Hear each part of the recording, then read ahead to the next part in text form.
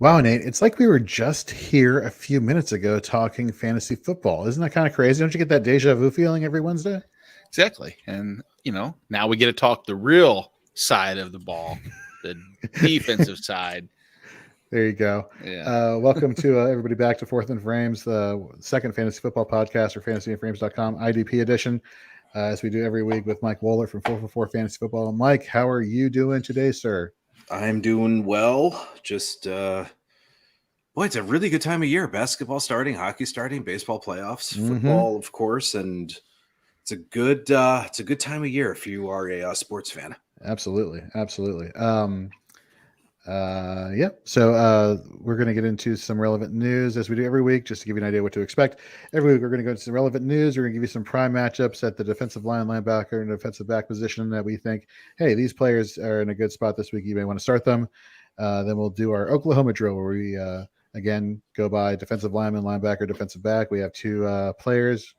We have three analysts. Two of us go at a time, and we see whose argument is better. And we'll finish off this episode with our busts at each position as well. But let's get into the news, and that's really just a lot of injury news going on here. A lot. Nate, why don't you take it over from here? As Mike was saying, it's a great time to be a sports fan. It is an atrocious time to be an IDP manager entering week 7 with, we could make an entire argument, I'd say article and or podcast or video talking about just the bye week replacements and who's out and everything else. But you compound that with the injuries and it's a mess. If we start over down, in Cleveland and, Mike's neck of the woods, Jadeveon Clowney got in a limited practice. They're banged up across both sides. We were joking around pregame. Keep your phone on. You might be getting a call at some point. They need help across offensive line, defensive line, for the most part, is somewhat healthy. Secondary is banged up. It's kind of bad. And like we said, second linebacking, talking about JOK, obviously with him going on the IR with the ankle, finally got 90% of the snaps, was trending upwards. Anthony Walker's going to have to jump in. Mike, Anthony Walker last year, though, when Darius Leonard was out, actually did fill in admirably. He's had 3 near 100 tackle seasons. So is he an LB2 going forward for these 4 weeks or further down? Yeah. Oh yeah. He played 90+% of the snaps in week 1, missed the next 4 and then kind of got eased in. He was at 73 when he came back, 79 last week. So pretty much he's going to have to take the majority of the snaps, I would imagine. Yeah. With Koromoa out, which I don't know.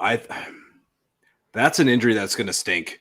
He was, I'd hate to say it's hyperbole, but he was playing at an elite level. Yes, he was for even the limited snaps that he was in.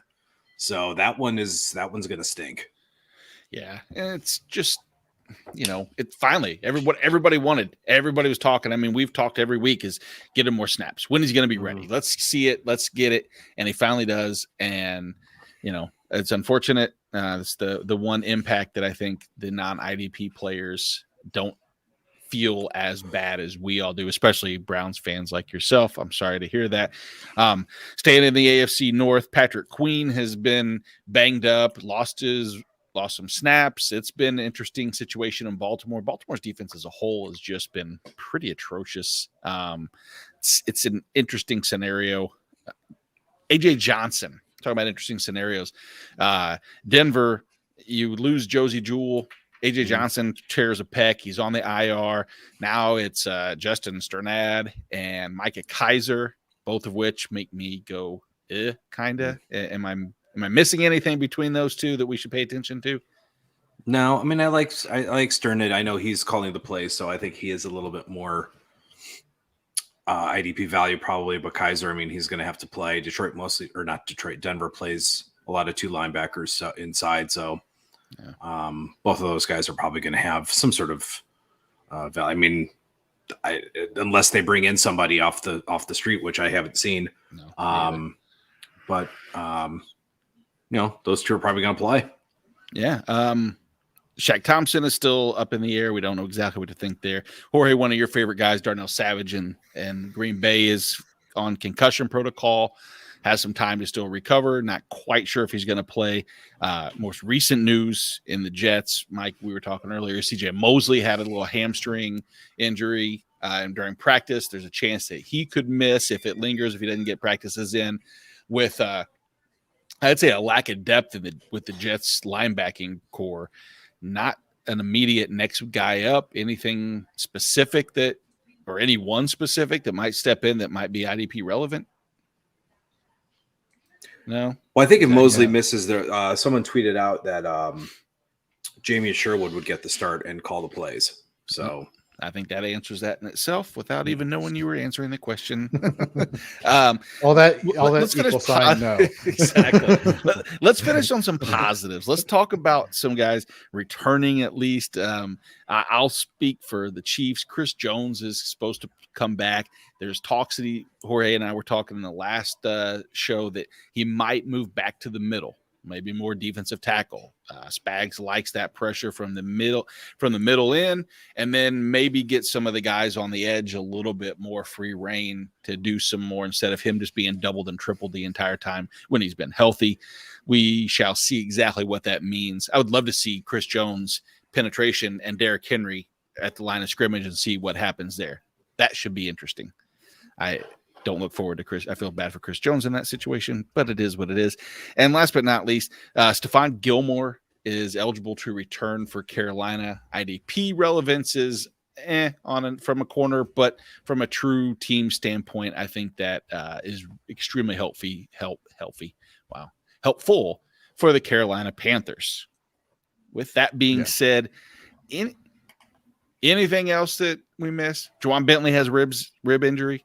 Javon Hargrave has ribs. Yes, he does. He does. He has 24 of them or whatever. Some really? floating. Is it 24? And, 12 sets, but whatever. Okay. I digress. He is banged up. With news from bountiful injuries to maybe something more opportunistic and optimistic, let's look at some prime matchups this week. Jorge, defensive line. Who do you like this week? So I normally don't go defensive tackle. Unless your name is Aaron Donald, for fantasy matchups this week. I definitely don't look to the Miami Dolphins defensive tackle position normally. But this week is a different story. Christian Wilkins going this week against the Atlanta Falcons offensive line. The Falcons are 26th rated against the pass, according to Pro Football Focus. He would be lining up against Jalen Mayfield, offensive guard for the Falcons. He is the second worst graded offensive lineman in all of football. That is ridiculous. The Falcons are giving up the second most fantasy points to opposing defensive tackles. Man. It doesn't get much better than an enticing matchup versus an offensive guard who is the second worst graded one in all of football, giving up a lot of pressures to opposing defensive linemen. So give me Christian Wilkins this week with a really good matchup. Gotcha. Yeah. So Mike's having just a little bit of connectivity issues. He's going to bounce out, jump back in. I'll swing back to the defensive back position, and I'll talk about a prime matchup for me is Anthony Harris with the Philadelphia Eagles. Anthony Harris right now, he leads all. Welcome back, Michael. So, Mike, I'm going to keep going here. Talking about a defensive back with a prime matchup. He leads all the safeties in total run stops. He's been targeted 16 times. And with this matchup against the Vegas Raiders, there's an opportunity where I think that Vegas tries to maintain some ground control. If you look at over the season, Las Vegas has had run shares of 45%, 43%, 36%. In those games, safeties have absolutely feasted, and I think the same thing can be said this week. You know, the key with Anthony Harris is that he's not the best in coverage, but he's good enough that he can stop. You know, at least make do when he is targeted. Like I said, the key there is him playing up in the box, being aggressive, the big run stops. I think this would be a Josh Jacobs kind of game, despite what my Derek Carr flex off was last matchup.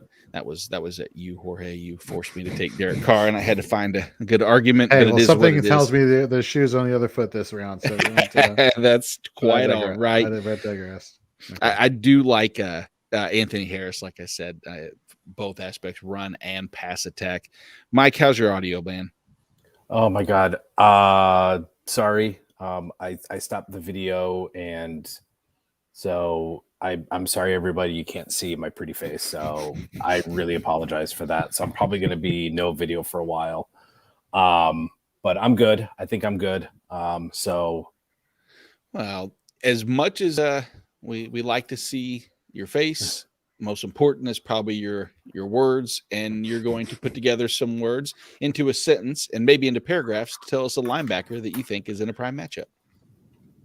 So coming off, so they're coming off the bye, the 49ers. I like Fred Warner.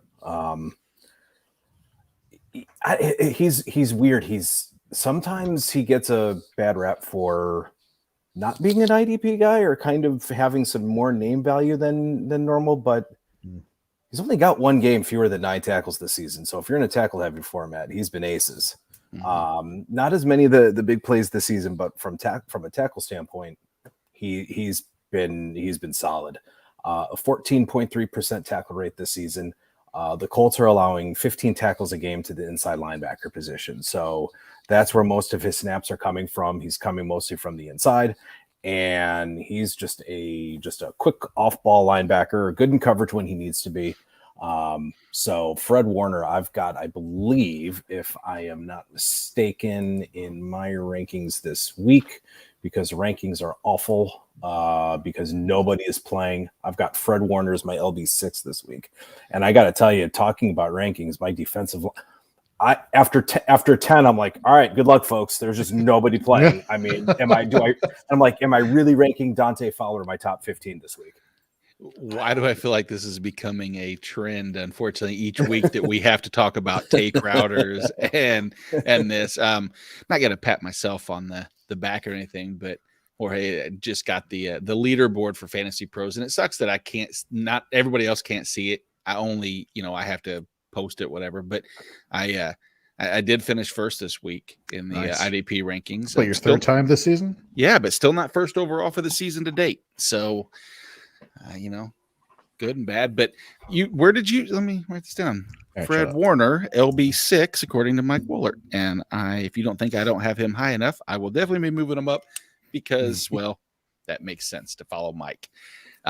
What I don't want to follow Mike with is from his prime matchup to his first round matchup in the Oklahoma drill. Jorge, sound effects? No, we don't have sound effects. Yeah, we're not there budget yet. For that. The budget's not there yet. Yeah, but you know who we should talk to about getting a sound effects, a budget first of all for the Oklahoma drill drops is Clay over at dynastypandemic.com. He is one of our sponsors here, Dynasty Pandemic. That is. It's a great website. You just go there, you jump in their chatter feed, which is on their homepage. Dynasty talk, any kind of talk you really want to talk about, but they obviously Dynasty Pandemic. They talk about Dynasty. They have a lot of Dynasty brands. Brian Ford, who's with us here at Fantasy and Frames, he was on our last podcast last hour. He has his not little. It's a really good podcast. Yeah, that sounded horrible. Sorry, Brian. Way to go. Yeah, I know, right? Dynasty Fever podcast. If you're not listening to that, I definitely recommend you subscribe to that and download that. He's over there at Dynasty Pandemic. We are a bunch of others. It's really good. It's a really good atmosphere, really good community. You just go there, you talk shop, none of the drama you see on other social media platforms. Clay at @dpandemic_Clay on Twitter. He's definitely somebody who's all about building up people and getting exposure, especially if you're a newer content provider. So definitely head over there to dynastypandemic.com today. Go check them out. They have an app. You can find on your Apple Store or Google's App Store. Follow them at Dynasty Pandemic over on Twitter. And yeah, just head over there, have fun, talk shop, and enjoy some fantasy football. Now we can Oklahoma drill. From enjoying that to not enjoying the matchup, if I'm going to go on the first round, might as well go against Mike. So our matchup this week at defensive line is a revenge game narrative for DeForest Buckner against the 49ers. Mike will be representing DeForest Buckner. I will represent Javon Hargrave of the Philadelphia Eagles in a against the Las Vegas Raiders. Mike, I shall give you the honors, Your Honor. Lead us off. Yes, this is. We talk about revenge game narratives. Oh, this guy's facing against his former team. Revenge game. I'm like, this is a revenge game in every sense of the word. This dude is going to rip blank up against his former team. San Francisco did not want to pay this man, so they traded him to avoid paying him so that they could draft a rookie who is nowhere near on his level. Granted, it's only a second year, but they didn't want to pay him. I'm going to trade him. I'm going to get a rookie. I'm going to pay a rookie contract, and I can get similar production. So who was that? Who was the rookie? Is it Kinlaw that they brought? Kinlaw. Yeah, Javon Kinlaw. Garbage. So I'm like, okay, this is the definition of a revenge game narrative right here. For an interior defensive lineman, 10.6 pressure rate, which is pretty solid for an interior defensive lineman, and that includes 4 quarterback hits. So not only does he have some sacks, but he's close to having more sacks than what he has. He's got multiple quarterback pressures in every single game this season. He's got a 25.6% pass rush win rate, which again, these are elite metrics for an interior defensive lineman, and he's solid against the run. So not only is he going to disrupt the offensive line to get to the quarterback, but also he's probably going to get some tackles for loss and not really allow much of anything for the run game. He should see most of his snaps on Daniel Brunskill, who has allowed 11 total quarterback pressures and 3 quarterback hits and is grading out at a 49.3 in pass protection, according to Pro Football Focus, which 49.3 is not good. It's not a good grade at all. So for this, I think Buckner has a multi-sack game against his former team. I think he's just going to come out and he's going to be a Tasmanian devil. Yeah, I mean, that's a good point. And you look at who's the quarterback; it's not exactly the most fleet of foot for San Francisco. We're assuming that, of course, Garoppolo does play. All right, very good. Nate, your turn. I love this matchup because not only is it one where we don't have to try to debate Kevin Minter versus the backup in, for the Battlehawks in an XFL divisional game, but we get Javon Hargrave against DeForest Buckner. Outside of anybody named Aaron Donald, the 2 best, I think, defensive tackles in football right now. Mike touched on an interesting point as far as win rate and true pass rate. 17.5% win rate for DeForest Buckner is phenomenal. Unfortunately, Javon Hargrave's is 18.8. True pass win rate when in just passing sets versus traditional where there could be screenplays, etc. Javon's actually improves to 30.8. Now, that is also just one aspect of what Javon Hargrave has done extremely well this year. It's complementary to his run stopping. His run stopping actually is an area that I hadn't even really focused on when looking at 2 players. And if you go a little deeper, so Javon Hargrave has 18 run stopping tackles, 4 assisted run stopping tackles, 13 stops. And his stop rate, which is the total number of stops, which is basically stopping a person at or behind the line of scrimmage, is 10.6, which is 11th in the NFL. For a defensive tackle, he rates in the top 2. If you look overall in terms of who he's going to face, it's most likely he gets the benefit of Alex Leatherwood, who I think still is probably the bust of the first round. You know what? Good. I'm going to stop you right here. And because it's Alex Leatherwood, Jorge, I think you might as well. I'm going to let you finish, Nate, but you mentioned Alex Leatherwood, and that's one of the main reasons why I've got Javon Hargrave. So you might as well just award him this because of who he's matching up against. Nate, I'm going to probably cede it because it's Leatherwood, but go ahead and finish. So just to interject with that point. So it's funny we were talking about Alex Leatherwood because Nate and I were doing back in August a IDP best ball draft, and the platform we were using, I'm not going to put them on blast, but the platform we were using, they didn't have like your well-known players at the very top where you could scroll. It was all these players that you never heard of, and you were just like, who am I supposed to be drafting in this draft? You go to the search function, you type in, Khalil Mack or something, just for an example, it won't pop up. What you had to do is you had to scroll at each position all the way through 2,000 plus players in their category, in their inventory, so for a better term, per position. And so we kept on coming back to like Alex Leatherwood was always at the top of the list, and so we were talking about that, and it's crazy. Yeah, it's not a good thing when they have them listed. I don't think I go any further. The only thing I think that is ironic is that I hope that DeForest Buckner just doesn't absolutely kill San Francisco, because I wrote Revenge Game as I had Leatherwood, which you say concede to that.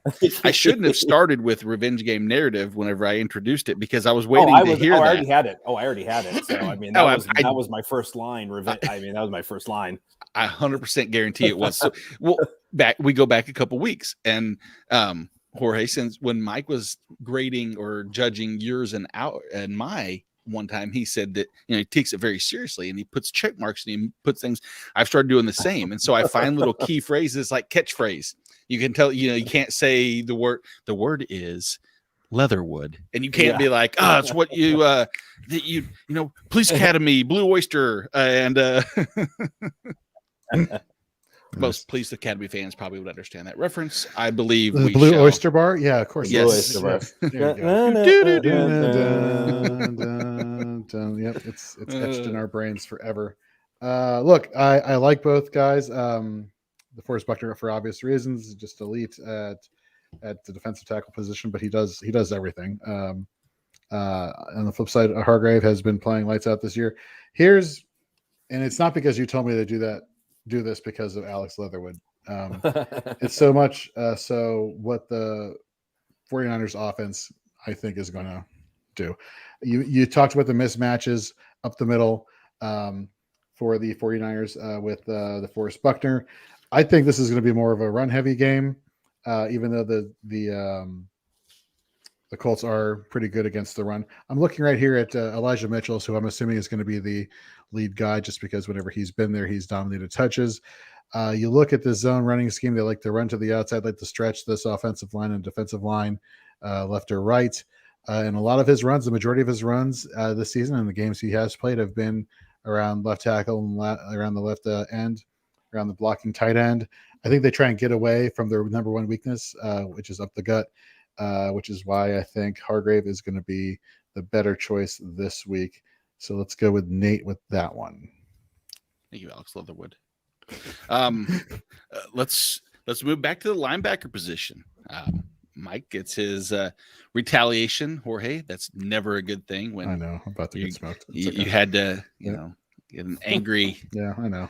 But I know it's coming. I know. The good news is this. Is we have two, if you ask me, I love this matchup because we have two rookie linebackers. You have Pete Werner, who after the past couple weeks has gained significant playing time, has graded out extremely high. I won't go into too many details and give you all these bonus points there, Jorge, but you will represent Pete Werner. Right. Mike is going to represent a rookie linebacker for Detroit Lions who is on the up and up, finally starting to see a more significant snap count in Derrick Barnes. Derrick Brooks would have been easier. I'm glad you don't have Derrick Brooks. That probably, even now, Derrick Brooks probably would have been easier. But we have two rookie linebackers, Mike with Derrick Barnes. Jorge, you get Pete Werner. Why don't you start off with Pete Werner and tell me how you're going to win this week? Sure. So if you're looking over the past couple weeks, literally the past 2 weeks, inside linebackers have predominantly been led in snaps with Pete Werner and Demario Davis, who's been a hashtag tackle machine the majority of his career. But he's leading both linebackers with total tackles with 14. According to Pro Football Focus, he is the LB7 during this time, the past couple of weeks, where you've seen his snap counts go up incrementally. In run stopping potential, here's the thing that really is the important thing, and we've made fun of this for every episode we've been in.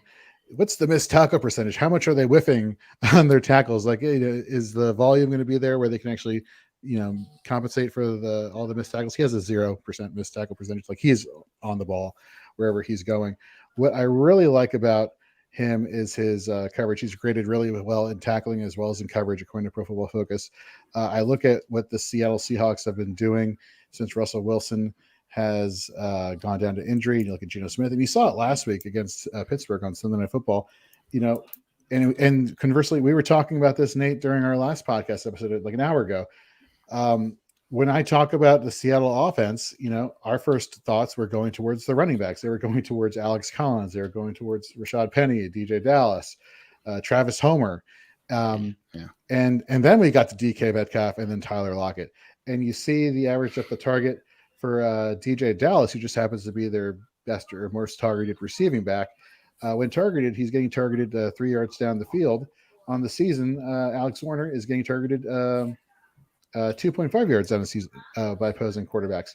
So it's almost like this is going to be a Warner game, just because of the run game narrative here for Seattle. The missed tackle percentage being what it is. This rookie is playing lights out, and it's crazy because we were researching him in the preseason, and it's like, Alex Warner, yeah, this could be a thing. Maybe he's a developmental project. The coaches were saying maybe he's going to be a developmental project, maybe a year or so. So he's ready to go, and he's caught up and then some. So he's playing lights out recently. So give me Pete Werner this week. Excellent. I'm writing some notes down here, what you mentioned, and that is complete. Mike, tell me a little bit about Derrick Barnes. So I am pleading to the court that my guy is a little bit at a disadvantage from a snap count wise, but certainly not from a production standpoint wise. And it was kind of funny now that we were talking about Seattle and everything, and their tackles are actually pretty solid in run blocking. I was watching Joe Schobert, had the benefit of watching Joe Schobert. Who kind of plays a similar position, similar alignment to Pete Werner, and Joe Sherbert, as in ice cream. Schobert got blocked out of place quite a bit of time, and the blockers were locking up Schobert pretty well and actually doing a pretty good job on Devin Bush. Devin Bush finished with 6 tackles, 3 solos, 3 assists. Joe Schobert finished with 2 tackles. He was taken out of a lot of plays that looked like they were going his way. So on the looks of things, Seattle is a pretty solid run defense or run offense when it comes to pass blocking. Geno Smith is a little bit different of a quarterback. He's not running as much. Also, he's also going to throw a lot of incomplete passes, but that's neither here nor there. But Brandon Shell, pretty solid run blocker, did a really solid job on Joe Schobert. So as we go into Derrick Barnes, I think a couple things that are kind of forming into his favor. The Lions season is going nowhere fast. Dan Campbell has run out of knees to bite, and I think Detroit needs to make change to the guard, and I think they're going to want to look at some of the younger players. Derrick Barnes, after receiving 48% of the snaps in week 3, had 4 tackles on 28 snaps, 31% of the snaps in week 4, 5 tackles. So over the last 2 weeks, he's played in about 63 snaps over 2 weeks. So he's at about the 45% snap rate over the last couple of weeks. So there is a trajectory up. So last week, Barnes graded out as the 4th best linebacker overall in overall grading at a 90.5 last week. All linebackers, not just rookies. Importantly, he had a 90.7 grade in coverage. So when you're performing well in coverage, you're going to get some 3-down work. And that's what I'm hoping that will translate into more usage this week. He saw a target, had a defended pass last week. So I think some of that instinct, some of that coverage instinct is starting to is coming through. So over those last 63 snaps, he's recorded 15 tackles. Now, if that's a full game, that's a 23.8% tackle rate. He had a 28.1% tackle rate last week. So meaning he had 9 tackles in 32 snaps. Obviously unsustainable, but that is just insane. That's just insane efficiency. 1 missed tackle over 114 defensive snaps. So for a rookie, only 1 missed tackle, and he's got a 2-to-1 solo to assist ratio. The Rams are feeding Darrell Henderson the ball a little bit more.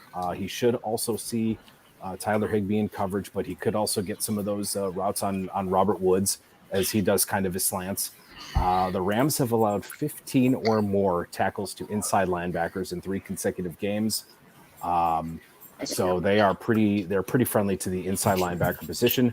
I think Barnes has LB3 upside if he can get at least 50% or more of the snaps this week. So I like Barnes's upside this week. I like both those arguments. I realize that, yes, Mike was probably at a disadvantage when you're talking about a 90% snap share plus versus a 40% snap share. I was going to say the one area I was hoping to hear, number one, Jorge, I was hoping you were going to dog Zach Bond and how bad he's been. That would have been a plus. You know what's crazy? On every single platform where I look at linebackers that are available, or looking at linebackers, for the Saints, he is like their number 1 projected fantasy point scoring linebacker. And I'm like, where is this coming from? I don't get where it's coming from. A shitty algorithm that says projected snaps and that shouldn't be. Yeah. Like sleeper. Jesus. It's like it's him. Then let me pull it up here while you keep going, and I'll find the information for you. No, that's why you never follow sleeper projections. You go to 4 for 4. There you go. And follow Mike Woellert's rankings. That's right. Or come to Fantasy and Frames and follow mine. We don't, I don't discriminate. I will. Did I say ours or did I say mine? You said yours, but it's okay. Yeah. Well, I mean, clearly they want to come for mine. I mean, you are getting first overall in IDP. Yeah, so that probably is the way to go about it. Yes. But then again, I don't want to beat myself up and say how terrible I've been on offense. That being said, the one area I'm also wondering is with Quan Alexander's return potentially this week. Mike, maybe you can clear that up. That's one thing that I'm 50-50 on, not knowing if he's actually going to return this week. He's been, he's off the IR, but does he play this week? I don't know. Because if he does, look up the old Google that machine. is where I could see the hit to Warner. That being said, though, Jorge, here's the thing. I think for being pushed in the corner and had to fight his way out of a snap share problem, I got to give it to Mike because he made a compelling that makes me. I'm moving Barnes up higher than I am moving Warner up where I have him. Now, it's not a knock against your argument. It's just that there was a lot of pieces that, I did not know or didn't research enough about Barnes in that particular case. But good news is this. You get to just destroy me in this final matchup. I sincerely doubt that that's going to happen. But okay, let's. I mean, come on. Let's find out. Yeah, let's find out. At defensive back, I'm representing Juan Thornhill, the newly appointed free safety for the Chiefs after Spags finally came to his senses, and you take on Javon Holland of the Miami Dolphins. Would you like to go first? I would have said yes, but I can't seem to find. Okay, yeah, sure, I'll go first. What are you looking for? I'll help you find it. No, I was looking at like one of my 100 tabs that I have open where I was looking at Javon Holland stuff, so I found it. So we're good. Oh, good. Yes. So look, I loved his I loved watching all this stuff out of Oregon when we were getting close to draft season. He just looked like a ball hawking playmaker who just made plays at everything, whether it was up closer to the line of scrimmage, making tackles or just playing in coverage. I mean, this guy was doing everything. I want to say he was the first safety drafted in the draft this past year, going to Miami, playing free safety predominantly. If you look at the number of snaps he's been playing, he's played 120 at free safety. The next is 25 in the box. So obviously he's playing in coverage, really great in coverage. But what's really awesome about him is, well, for starters, let's talk about the opposing team, the Atlanta Falcons, who they're facing this week, giving up the most fantasy points per game on average to opposing defensive backs. Again, I went back with Pete Werner and I was telling you like the all important thing. Does he miss tackles? No, he doesn't miss tackles, at least in the past 3 weeks. As his playing time has increased, he has not missed a tackle. What's really cool about him is not only his tackle floor is starting to rise up there, even though he's playing the free safety position. You look at yards after catch, like he's breaking up the most passes. He's getting the most tackles out of all the safeties and defensive backs for Miami. He is only allowing 40 yards after the catch. He's only allowing 4 yards after catch. So he's making tackles, he's making plays. What does that tell me? That tells me they're not going to be taking him off the field because of poor play. He's making these tackles. He's leading the team in pass breakups. When targeted by opposing quarterbacks, he's only allowing 85.4% NFL passer rating. And that being said, he's playing lights out. I think he could do better. He could do worse than starting Javon Holland this week, especially on a bye. Looking to fill in your defensive back spot again against Atlanta. You have these deep threat passing weapons with the Kyle Pitts last week, and then you have Calvin Ridley is supposedly coming back this week. When targeted, Javon Holland is being targeted about 16.8 yards down the field by opposing quarterbacks who are guarding said wide receivers. They got a bunch of receiving options who have very large average depth of target for Atlanta. I think Atlanta comes out, makes a kind of a statement game that they want to, that they're back, so to speak, from a passing game perspective, and look for Holland to get a lot of work and to keep that missed tackle percentage very low. Well, you definitely don't make it easy on me. I will promise you that. Because honestly, the only thing I really had to say is thank God that Daniel Sorensen's out and Juan Thornhill steps in, and it was his birthday yesterday. Other than those two pieces, I thought that might be enough to win against Javon Holland. I was wrong. You've made a very compelling argument. And Juan Thornhill had to do one thing this year is, number one, not be as bad as Daniel Sorensen.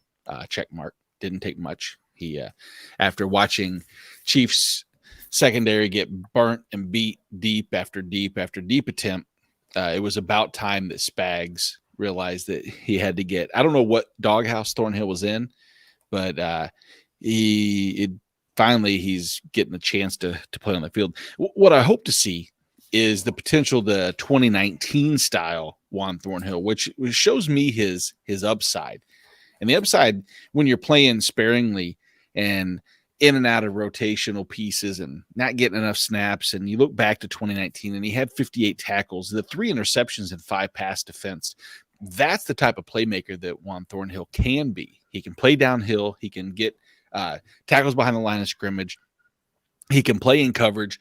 The thing is with his coverage is he's not, not grading out great in coverage, which is okay. I'm fine with that because personally, I'd rather see him allow some receptions and actually make the tackle, which you've talked about, missed tackles. And the good thing about Juan Thornhill is his tackling is improving. I mean, it's still not great, but it's somehow improving to an 18% missed tackle rate.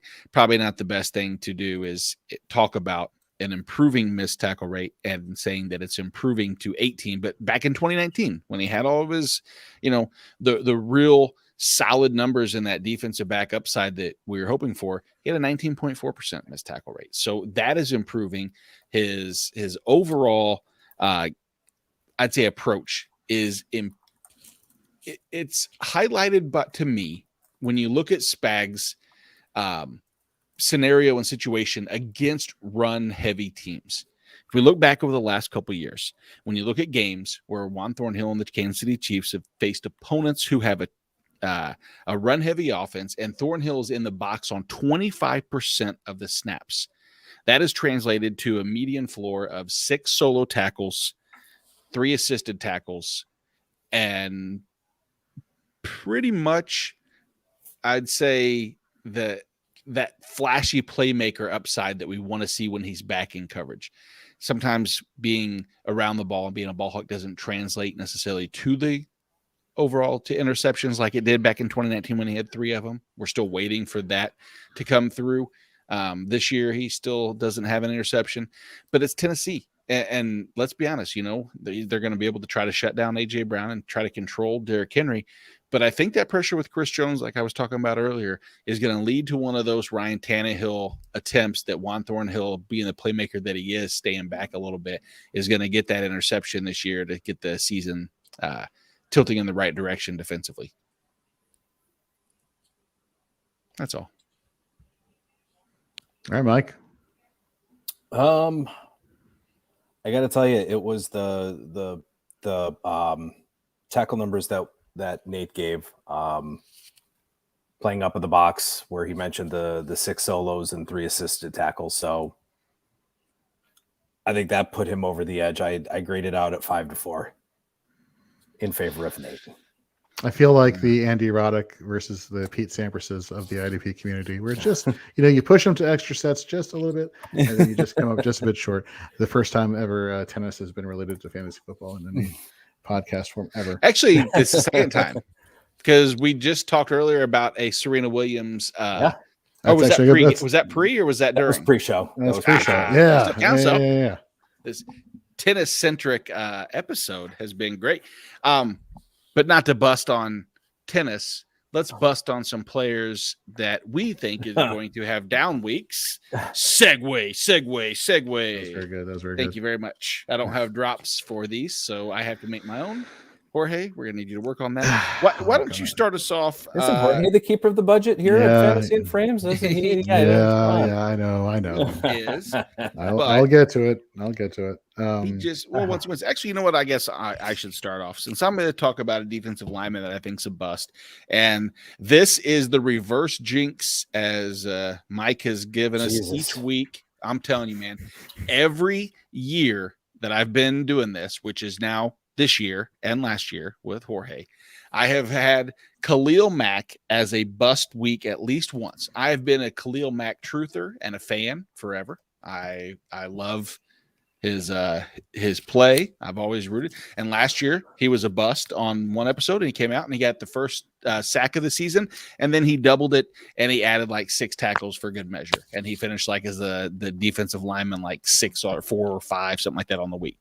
But this week I'm feeling confident. I don't like it because I really like Khalil Mack, but you know who I like better as far as at a position is Tristan Wirfs. And if the chance that he has to go against Tristan Wirfs, if we saw last week at all against Philly, Tristan Wirfs threw Josh Sweat around like a rag doll. It felt bad because I like Josh Sweat a lot, but man, he manhandled him.